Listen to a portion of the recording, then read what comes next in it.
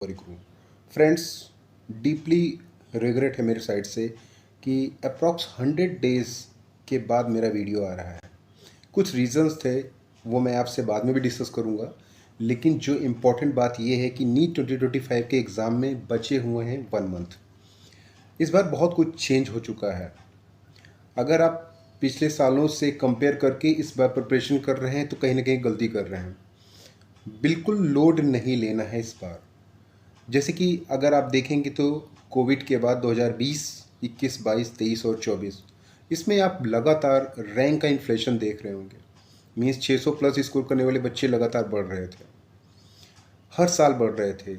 हालांकि 2023 और 24 के बीच में जो डिफरेंस था वो बहुत ही ज़्यादा हो गया था, बहुत ही ज़्यादा। 720 स्कोर करने वाले बच्चे इतने ज़्यादा बढ़ गए थे। उसके रीज़न क्या थे वो आपको पता है।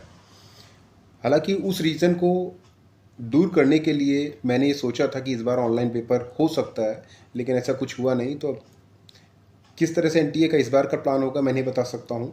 किस तरह से रैंक पिछली बार इन्फ्लेट हुई थी, क्या कारण थे, ये आपको पता है, क्योंकि बहुत सारे ऐसे बच्चे भी थे जो 12th में फेल हो गए थे, उनके 700 से ऊपर मार्क्स थे। तो कहने का सीधा सीधा मतलब ये है कि इस बार आपकी स्ट्रेटेजी क्या होगी ये ज़्यादा इम्पोर्टेंट है। फॉरगेट अबाउट दैट क्या होता है क्या नहीं होता है, ये इस पे आप कंट्रोल नहीं कर सकते हैं। आप केवल अपनी पढ़ाई पे कंट्रोल कर सकते हैं, केवल आप स्टडी पे कंट्रोल कर सकते हैं। अब आपको करना क्या है, 1 मंथ के टाइम में आपको केवल इसी बात पे फोकस करना है कि लास्ट ईयर क्या हुआ क्या नहीं हुआ इसके बारे में भूल जाइए। आगे क्या होगा उस पर पॉजिटिव रहिए, और पिछले साल के स्कोर को इस बार मत करिएगा, रिफ्लेक्ट करने की कोशिश मत करिएगा कि पिछले साल 650 पे भी बच्चों को 660 पे भी सीटें नहीं मिली थी। तो इस बार ऐसा कुछ नहीं होने वाला है अगर सारी चीज़ें अप टू द मार्क्स रही तो। इस बार कट ऑफ ड्रेस्टिकली डाउन जाएगा नीचे। 600 प्लस स्कोर करने वाले बच्चे ड्रेस्टिकली बहुत कम हो जाएंगे। उसका कारण ये है कि इस बार टाइम काफ़ी कम मिल रहा है बच्चों को, ऑप्शनल क्वेश्चंस को हटा दिया गया है।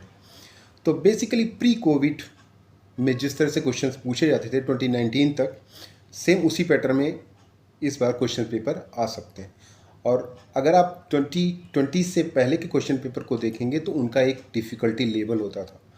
180 क्वेश्चन, 180 मिनट, मतलब एक क्वेश्चन में 1 मिनट।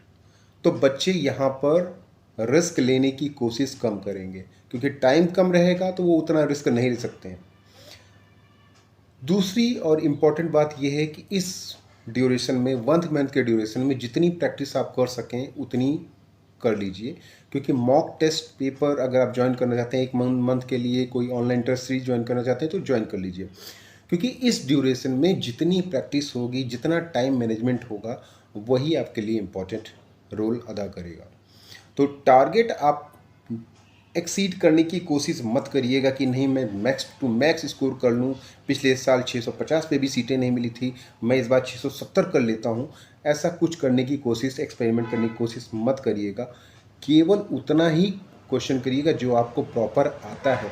क्योंकि अगर आप लास्ट ईयर के कंपेयर में इस बार करने की कोशिश करेंगे तो डिफ़िकल्टी लेवल अगर अच्छा खासा होगा पेपर का तो आप फंस जाएंगे, फिर कहीं ना कहीं नेगेटिव मार्किंग के विक्टिम हो जाएंगे। ये सारी चीज़ें नहीं करनी है। और तीसरा सबसे इम्पोर्टेंट बात ये है, स्पीड और एक्यूरेसी दोनों को आप मैनेज जितना कर लेंगे, और वो भी प्रैक्टिस से ही आती है। जितना मॉक टेस्ट लगाएंगे, जितनी प्रैक्टिस करेंगे, जितने टेस्ट सीरीज लगाएंगे, उसी से आपकी स्पीड और एक्यूरेसी और टाइम मैनेजमेंट तीनों चीज़ें बैलेंस होंगी। क्योंकि तीनों ज़्यादा इम्पोर्टेंट है। पेपर में 1 मिनट में ही एक क्वेश्चन आपको मिल रहा है और उसमें आपको मैक्सिमम अपना देना है। और इस ड्यूरेशन में मैक्सिमम फोकस करिए वे वेटेज वाले सब्जेक्ट जो हैं, जैसे बायोलॉजी है, इस बार बॉटनी जूलॉजी के कंबाइंड क्वेश्चन पेपर आएगा, अलग अलग सेक्शंस नहीं आएंगे। तो बायोलॉजी जितना आप पढ़ सकते हैं, बॉटनी जूलॉजी जितना आप पढ़ सकते हैं, क्योंकि 90 क्वेश्चन आएंगे तो इसमें मैक्सिमम अगर आप 360 में से 340 भी स्कोर कर लेते हैं तो आपके लिए वेल एंड गुड है। फिजिक्स में अगर पिछले साल से देखोगे तो फिजिक्स तो काफ़ी इजी आती थी, लेकिन इस बार अगर डिफ़िकल्टी लेवल बढ़ता है, जैसा कि उम्मीद है कि डिफ़िकल्टी लेवल को बढ़ाया जाए, क्योंकि एनटीए की फजीयत हो चुकी है। 720 में से 720 स्कोर वाले बच्चे बहुत सारे हो गए थे पिछली बार, आपने देखा था। तो अल्टीमेटली एनटीए क्वेश्चन पेपर को डिफ़िकल्ट करेगा ही करेगा, उसकी साख का सवाल है। उसके पास मजबूरी भी है, अगर वो नहीं भी करना चाहेगा तब भी उसको करना ही पड़ेगा। जितना डिफ़िकल्ट बना सकता है वो उतना डिफ़िकल्ट करने की कोशिश करेगा, क्योंकि उसे ये दिखाना होगा कि नहीं, इस बार क्वेश्चन पेपर का डिफ़िकल्टी लेवल था और 720 स्कोर करने वाले बच्चे 1 या 2 हैं।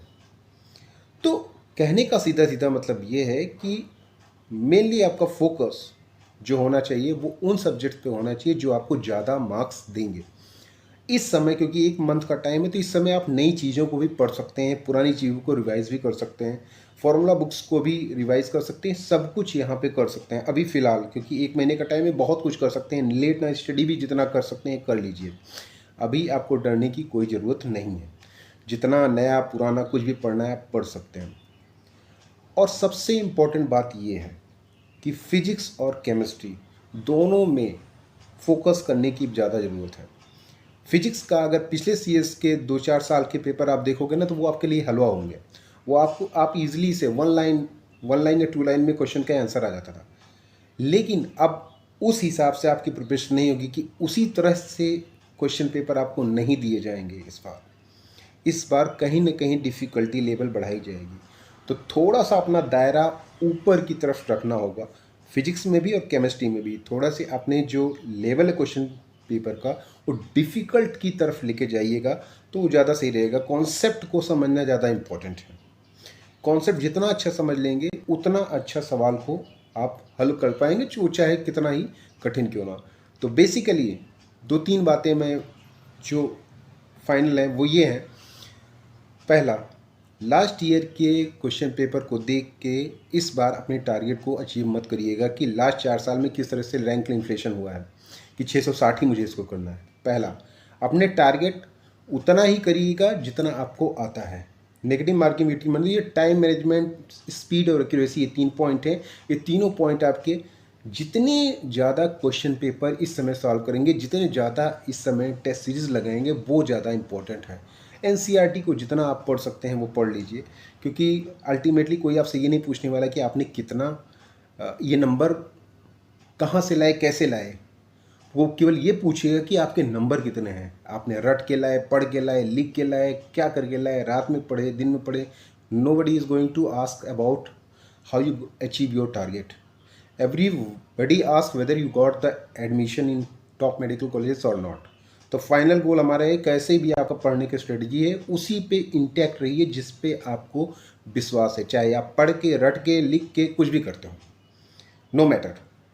लेकिन लास्ट टाइम में अपनी स्ट्रेटजी को कभी चेंज मत करिएगा। जो स्ट्रेटजी है उसी के थ्रू आप अपनी प्रिपरेशन को जारी रखिए। आई होप आप लोग ज़रूर अचीव करेंगे। और कॉन्फिडेंस 1 मंथ के अंदर लूज़ मत करिएगा।